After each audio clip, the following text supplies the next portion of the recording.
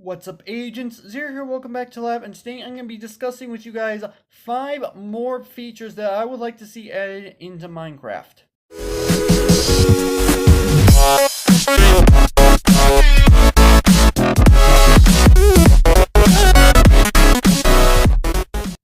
Now, I think it goes without saying that people like to suggest features for things to add into their favorite games, regardless of whether or not it's Minecraft or something else. And there's actually a dedicated web page for suggestions like what I'm about to go ahead and make this video on, that you can go to and leave feedback in order to potentially end up getting added into the game. Not all features do end up getting added, which does make sense because Mojang does get a large volume of these things on a regular basis. But I still wanted to go ahead and discuss these ideas that I had, and also I do want to mention some of the things that I will be discussing in this video are already on this webpage. There will be a link down in the description to the webpage itself where you can go ahead and browse absolutely everything. So yeah, let's go ahead and get started. So the first one is actually a feature for Bedrock Edition. This is actually something that has been in Java Edition for quite some time, but for whatever reason, Bedrock Edition has not gotten it yet, and I'm not entirely sure why. No one's entirely sure why, and if I'm not mistaken, I think it might be under consideration at the moment. I'm not 100% sure about that, but that is the Curse Enchantments, Curse of Vanishing, and Curse of Binding. And like I did just say, these have been in Java Edition for quite some time. And for those of you who are not familiar with what these enchantments do, first off, Curse of Vanishing, when you die and you have a piece of armor or a weapon or tool that has this on it, then it will not drop with the rest of your inventory. It will just immediately disappear, effectively immediately breaking, regardless of what enchantments are on it, regardless of its durability. You will never get back an item with Curse of Vanishing if you die. And Curse of Binding, this is actually exclusive to pieces of armor. If you put on a piece of armor that has Curse of Binding on it, you will never be able to take it off unless you either die or the actual piece of armor actually loses all of its durability and breaks, which on top of that, if you have keep inventory turned on through commands, then when you die, you obviously keep your inventory, which means you can't take it off. So your only option would be to wait until the actual piece of armor does in fact completely lose its durability.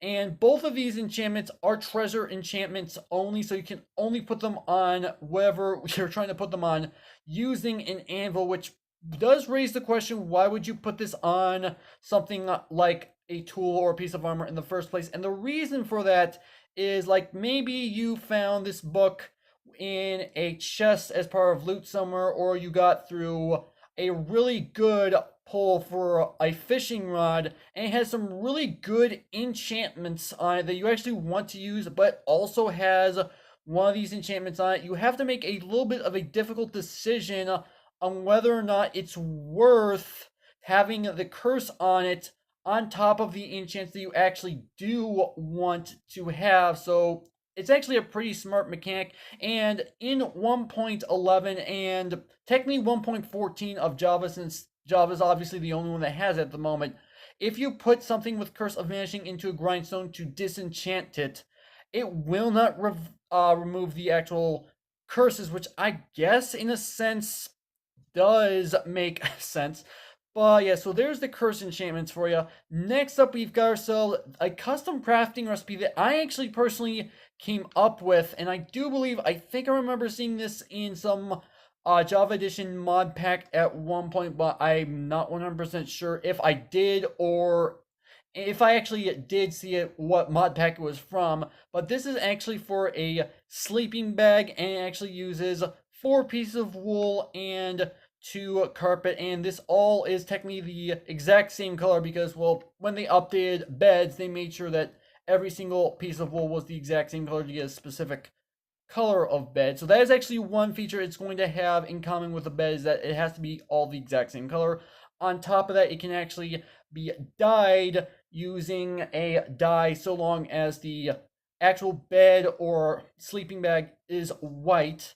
And as far as the actual features of the sleeping bag are concerned, first off, it will obviously let you go to sleep. However, you cannot put it down like you can with a bed. Instead, you just simply click on it while it's in your hand and you go to sleep. And also, while it does let you go to sleep, it will not reset your spawn point, which will make it pretty good for like adventuring out far distances from your base, so that if you end up dying, then you're not gonna be completely lost, not knowing where you need to go in order to get back home. So that's kind of the reason why I'm thinking that works the way it's supposed to. Next up is actually a custom effect that I came up with. This is the weighted effect. Now, I have actually dabbled in adding some JSON files inside of add-ons, and I found out that there's certain add-ons that give you status effects whenever you are either holding a specific item or you're wearing a specific piece of armor. And I did experiment around and found out that if you actually give an amplifier of -1 to jump boost, which obviously does not work through commands because that's an invalid argument, then what will actually end up happening is it completely prevents the player from being able to jump at all. So that's actually a pretty cool effect. So I thought, why not actually make an actual stats effect that does pretty much the exact same thing? But I obviously didn't want to make it so that that's the only thing that ends up happening. I wanted to add a little bit extra into this suggestion. So what I came up with is that not only can you not jump whatsoever, on top of that, if you're flying with Elytra and you get hit with this, you will stop flying and be unable to fly whatsoever, and obviously you'd fall straight down, potentially taking fall damage. And if you are in water, you will instantly start to sink and are unable to swim, which is a bit demented if you think about, but I wanted to think of a way to have water incorporated into this effect. So I thought that was actually kind of cool. And on top of that, if you use commands to add extra amplifiers, it will actually increase your rate of fall slash sink. So I thought it was actually a pretty interesting, all things considered. Next up, we have ourselves how to make tipped arrows. Now, this is actually a Bedrock Edition exclusive, so this suggestion is actually to port it over to Java Edition, despite the fact that's not why I actually play on my channel.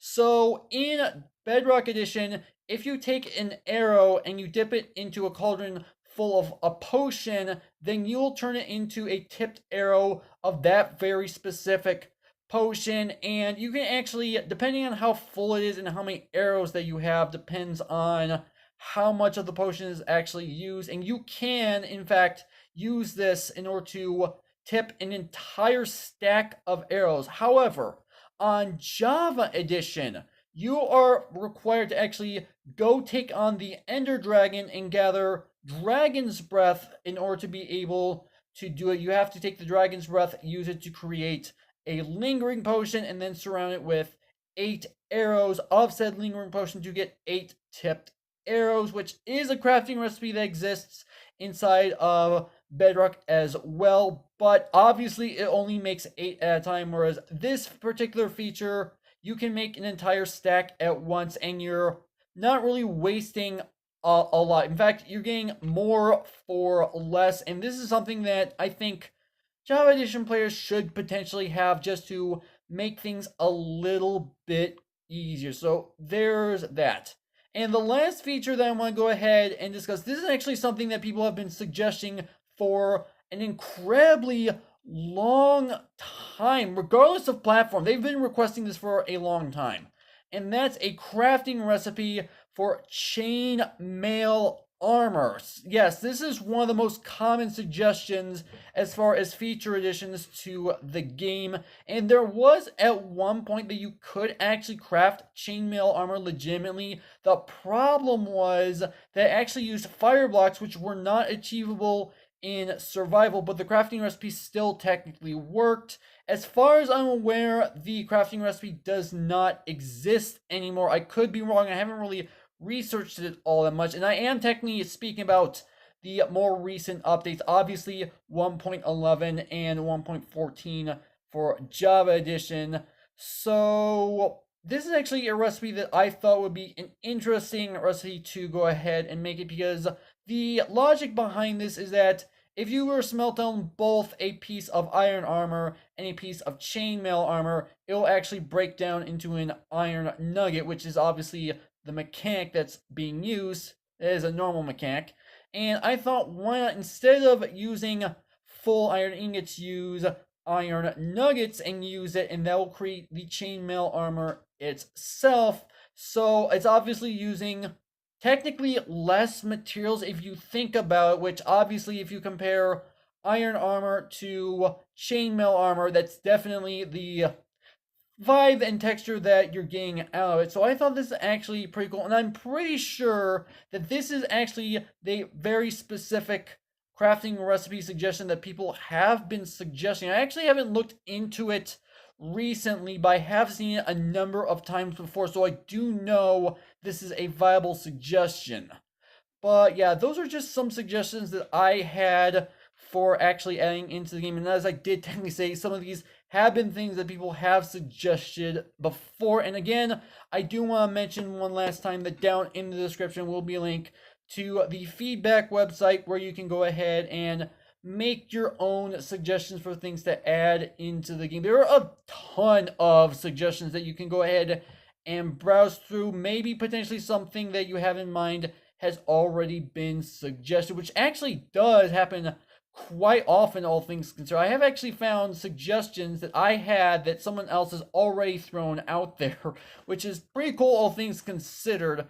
But yeah, other than that, this is actually where I'm going to go ahead and end things off. So hopefully you guys have enjoyed. If you did, make sure that like button. One more, to make sure that subscribe button for future content. Also, you can follow me on Twitter at AgentCPU0 to stay updated. This has been Zer0's. Thank you guys for watching, and with that, I'll see you guys later.